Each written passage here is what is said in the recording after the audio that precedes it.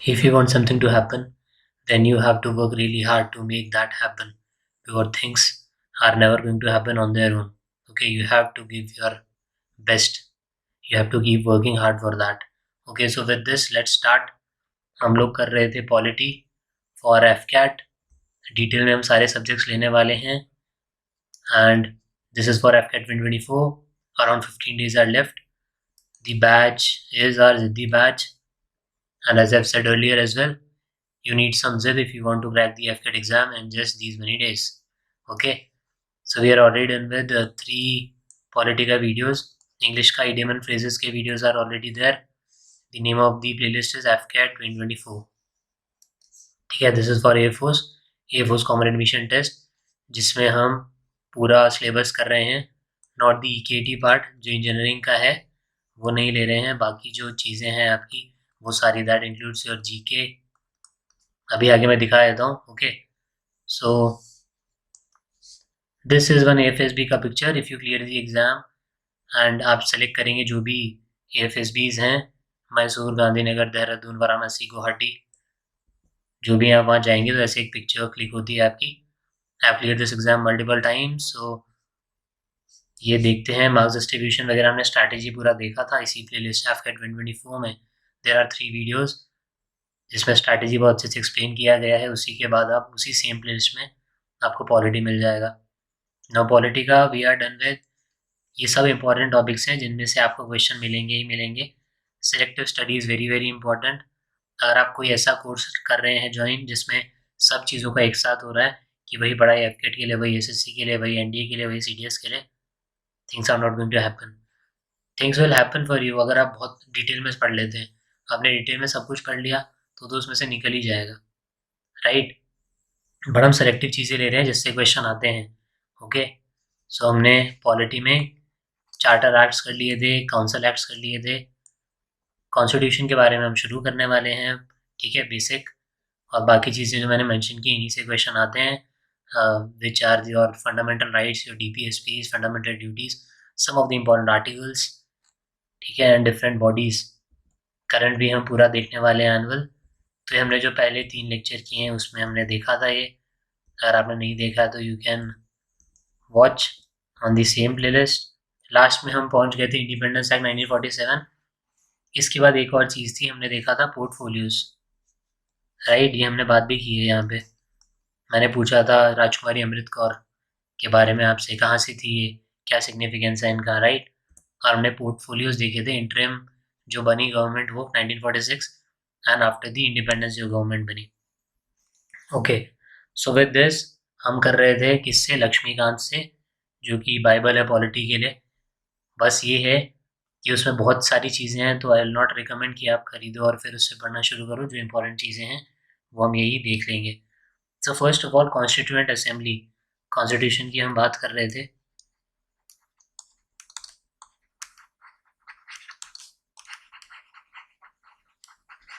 Constituent assembly, सबसे पहले इसके बारे में किसने बोला कि हमें ऐसा कुछ चाहिए जिससे कॉन्स्टिट्यूशन बनेगा. तो कॉन्स्टिट्यूएंट असेंबली का जो आइडिया है सबसे पहले दिया था MN रॉय ने. ठीक है, MN रॉय ने दिया था. इनने काफ़ी चीज़ें की फॉर कम्युनिस्ट मूवमेंट इंडिया में जो हुआ उसके लिए.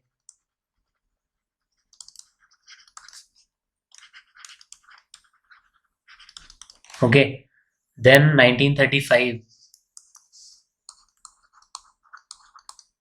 इंडियन नेशनल कांग्रेस जो थी, इसने पहली बार बात की और डिमांड किया कॉन्स्टिट्यूएंट असेंबली के लिए. क्यों, फ्रेम करने के लिए अपना कॉन्स्टिट्यूशन. ठीक है, कॉन्स्टिट्यूएंट असेंबली क्या काम था इसका, हमारा कॉन्स्टिट्यूशन बनाना.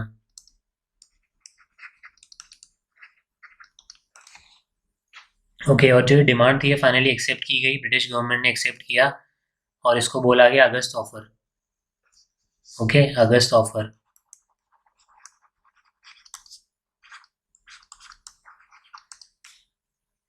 ऑफ 1940.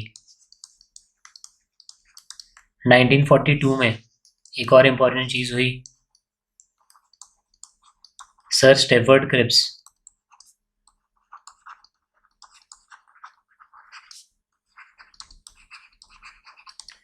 जो कि एक मेंबर थे ब्रिटिश गवर्नमेंट के कैबिनेट में थे। ये इंडिया आए एक प्रपोजल के साथ जो कि ब्रिटिश गवर्नमेंट का था, फ्रेम करने के लिए कॉन्स्टिट्यूशन। देन क्रिप्स प्रपोजल को रिजेक्ट कर दिया मुस्लिम लीग ने, जो कि चाहते थे भाई कि 2 नेशन बने। ओके, देन कॉन्स्टिट्यूंट असेंबली के बारे में और बात करते हैं। सो 9th of December 1946 this was the first time जब मीटिंग हुई, ठीक है, कॉन्स्टिट्यूंट असेंबली की फर्स्ट मीटिंग, और इसको मुस्लिम लीग ने बाइकआउट किया। तो याद रखना है first meeting 9th of December 1946। ये पूरी डेट इसलिए बताई कि ये पूरी डेट इंपॉर्टेंट है। ओके, अभी तक हम मेजरली जो हमने डेट्स देखी पिछले वीडियोज में, हम ईयर पे फोकस कर रहे थे, क्योंकि कई बार क्रोनोलॉजी का क्वेश्चन आता है कि क्या चीज़ कब आई थी। Okay, Cripps mission, year August offer, council act, government of India act, Montagu Chelmsford reforms, Morley Minto reforms, तो हमने सबका ईयर देखा था अभी तक। सो 9 दिसंबर 1946 मीटिंग हुआ, फर्स्ट मीटिंग, जिसको बाइकआउट किया पूरी तरीके से किसने? मुस्लिम लीग ने। उसके बाद क्या हुआ? राजेंद्र प्रसाद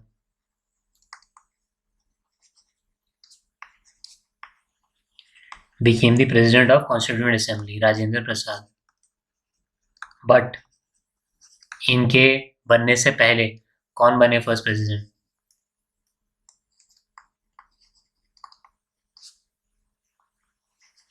सो सच्चिदानंद सिन्हा, ये बने फर्स्ट प्रेसिडेंट जो बने।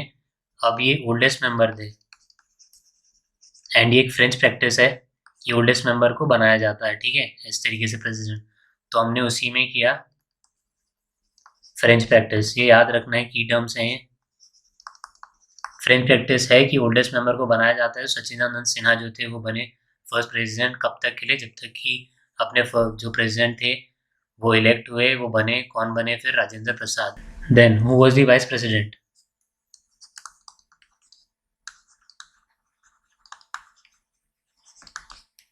सो H.C. मुखर्जी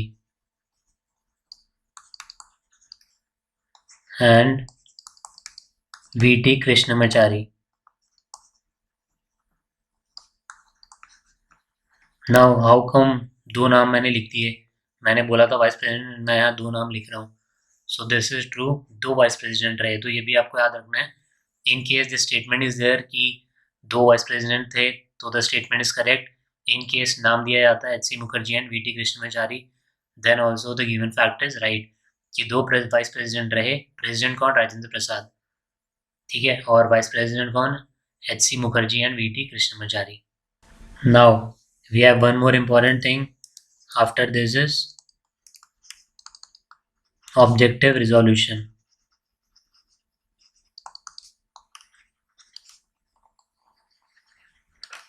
ये 13th of December 1946 को दिया, किसने? जवाहरलाल नेहरू, ठीक है। बेसिक आइडिया बताया, फिलॉसफी बताया, जिसपे अपना कॉन्स्टिट्यूशन बेस रहेगा।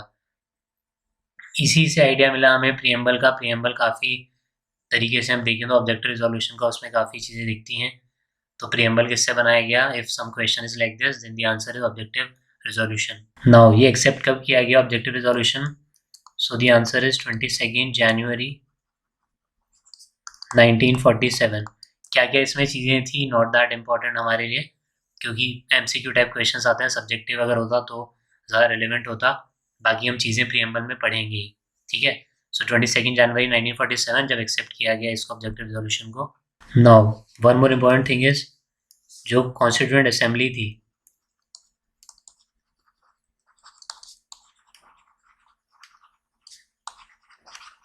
ठीक है, कॉन्स्टिट्यूएंट असेंबली ये 2 फंक्शंस कर रही थी। क्या थे वो 2 फंक्शन? एक तो कॉन्स्टिट्यूशन बनाना इंडिया का, दूसरा इनैक्ट करना ऑर्डिनरी जो लॉज हैं उनको, ऑर्डिनरी लॉज। ओके, सो 2 फंक्शंस हो गए। तो ये जो असेंबली थी ये क्या बनी? First parliament of free India, constituent assembly. तो अलग अलग डेज पे अलग अलग काम करते थे। सो constituent body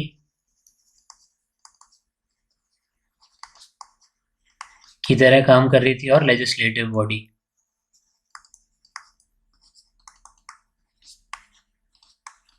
okay, now important thing is, जब कॉन्स्टिट्यूएंट बॉडी की तरह काम करती थी तो हमने पहले पढ़ा इससे पिछली वाली स्लाइड में कि कौन प्रेसिडेंट रहते थे, राजेंद्र प्रसाद। और जब लेजिस्लेटिव बॉडी की तरह करती थी तब गणेश वासुदेव मवलांकर। और इन सम ऑफ द क्वेश्चंस अगर ऑप्शन है तो आपको ये भी मिल सकता है नाम, GV मवलांकर। ठीक है, GV मवलांकर और Ganesh Vasudev Mavalankar was the first speaker as well, अगर ये क्वेश्चन आता है। एंड लेजिस्लेटिव बॉडी की तरह कर रही है तो was the president GV Mavalankar, constituent body की तरह कर रही है तो Rajendra Prasad was the president। Now next important thing for us is, क्या चीज़ें कब कब आई, कब हमने अडॉप्ट किया। तो एक क्वेश्चन आता है, for example national flag, right, then national anthem,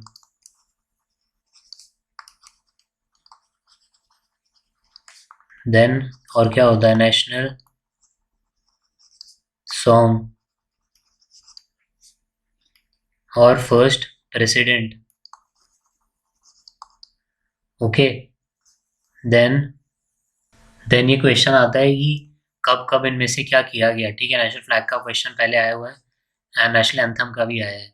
okay, so first हम देखते हैं ये चीज़, ये कब आया था, अपना रिपब्लिक डे 26 जनवरी 1950। ओके, तीनों ही केस में national anthem, national song and president. ठीक है, first president doctor Rajendra Prasad, 26 जनवरी 1950। नेशनल फ्लैग बताओ कौन सा मंथ है, 22 जुलाई 1947। ठीक है, इंडिपेंडेंस से पहले 15 अगस्त 1947 को इंडिपेंडेंट हुए। इंडिपेंडेंस से पहले हमें चाहिए था भैया नेशनल फ्लैग, तो 22 जुलाई 1947 को national flag, national anthem, national song, president 26 जनवरी 1950। ओके, 26 जनवरी इतनी इंपॉर्टेंट डेट क्यों है हमारे लिए, बहुत जगह हम देखेंगे अभी आगे भी, राइट, कि हमने रिपब्लिक डे 26 जनवरी को सेलिब्रेट किया, अभी रिसेंटली भी रिपब्लिक डे गया 26 जनवरी। So what is the relevance of this date, why specifically 26 January was chosen as our republic day. So the answer is, इस टाइम पे हमने क्या मनाया था, अपना इंडिपेंडेंस डे। एक बहुत इंपॉर्टेंट जिसका क्वेश्चन पहले आया हुआ है is Lahore session of INC, Indian National Congress का लाहौर सेशन था। कौन प्रेसिडेंट थे, जवाहरलाल नेहरू। इनने किसकी बात की यहाँ पे, पूर्ण स्वराज, लाहौर सेशन 1929। अब ये क्वेश्चन CDS में भी आया है, FCAT में भी आया है। पहले CDS में पूछा था कहाँ पे वो सेशन हुआ 1929 का, जहाँ पे पूर्ण स्वराज का बोला गया, तो द आंसर वाज 1929 में लाहौर। ओके, FCAT में भी आया हुआ है। तो इनने ये दिया था और 26 जनवरी को हमने सेलिब्रेट किया ये भैया इंडिपेंडेंस डे, फ्लैग वगैरह होस्ट किया। So that's why 26 January is important. Okay, बाद में भी हम देखेंगे ऐसे कुछ जो चीज़ें हैं, फैक्ट्स हैं। Then one more important thing is first general elections कब हुए, 1951, 52। और फिर क्या हो गया, अपना को मिल गई भैया न्यू पार्लियामेंट इलेक्शन के बाद 51, 52 में। अब जो बहुत इंपॉर्टेंट चीज़ है वो है डिफरेंट कमिटीज़। ठीक है, कॉन्स्टिट्यूएंट असेंबली,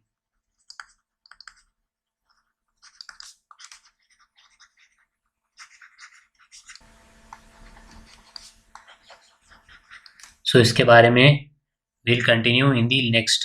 ठीक है, नेक्स्ट लेक्चर में हम स्टार्ट करेंगे डिफरेंट कमिटीज़ के। दैन एक बहुत इंपॉर्टेंट जो कमेटी है, क्या नाम है उसका, drafting committee, BR Ambedkar, right, drafting committee. इसके बारे में और इसके सारे members are very very important. साथ ही हम देखेंगे कुछ और इंपॉर्टेंट फैक्ट्स, जैसे कि कॉन्स्टिट्यूशन का सिंबल क्या है, and then we will move ahead with क्या जो भी इंपॉर्टेंट शेड्यूल्स हैं वो, कुछ इंपॉर्टेंट आर्टिकल, साथ ही प्रीएम्बल, उसमें जो कीवर्ड्स हैं वो कहाँ से क्या लिया, बोरो हमने किए हैं कुछ चीज़ें, ठीक है। जैसे जस्टिस, सोशल, इकोनॉमिकल, पॉलिटिकल किससे लिया, फेटर्निटी, इक्वालिटी, फ्रेटर्निटी ये कहाँ से लिया था, ठीक है। वो सब will see in the next.